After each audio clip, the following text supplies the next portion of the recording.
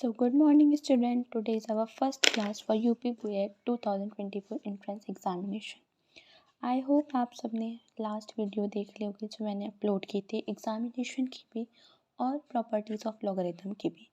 तो आइए आज उस पर बात करते हैं कि उस प्रॉपर्टीज़ का मतलब क्या होता है। ठीक है, तो जैसे कि हमारी फर्स्ट प्रॉपर्टी है लॉग ए बेस ए। सबसे पहले तो इसको पढ़ते कैसे हैं, तो जैसे लिखा है log a is equal to 1।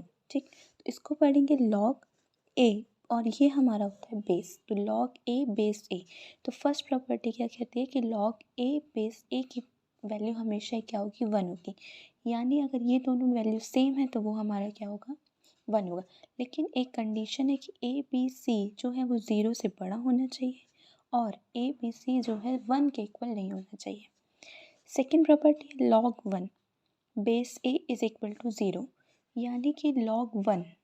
ठीक है, लॉग 1 की वैल्यू हमेशा ही क्या होगी, 0 होगी।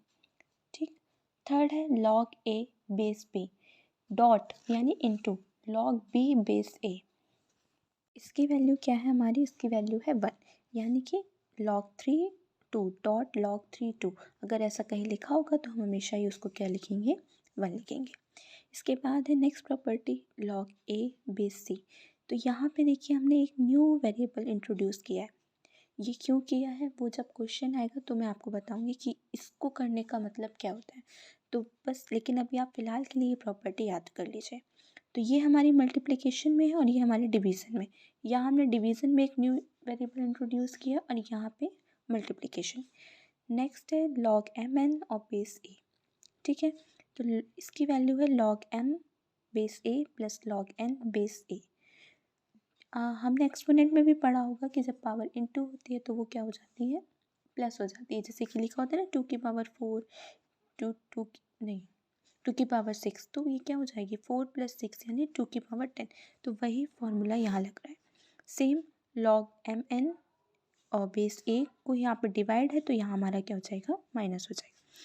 ये वाली प्रॉपर्टी है लॉग एम एन यानी m की पावर n। तो जब ऐसी कोई चीज़ होती है कि पावर में होती है तो वो हम कहाँ ले जाते हैं, उसको आगे ले आते हैं। जैसे कि लिखा हो लॉग, ठीक है, लॉग लिखा हो यहाँ 3 हो और ये 2 की पावर 4, तो ये हमारा क्या हो जाएगा 4 लॉग 3 और 2। ठीक, नेक्स्ट है लॉग n की पावर q और m की पावर p। यानी ये बोल रहा है कि हमारा बेस में भी पावर है, ठीक है, और हमारा जो वेरिएबल दिया है उसमें भी पावर है। तो हम उसको कैसे लिखते हैं, p/q log n और m।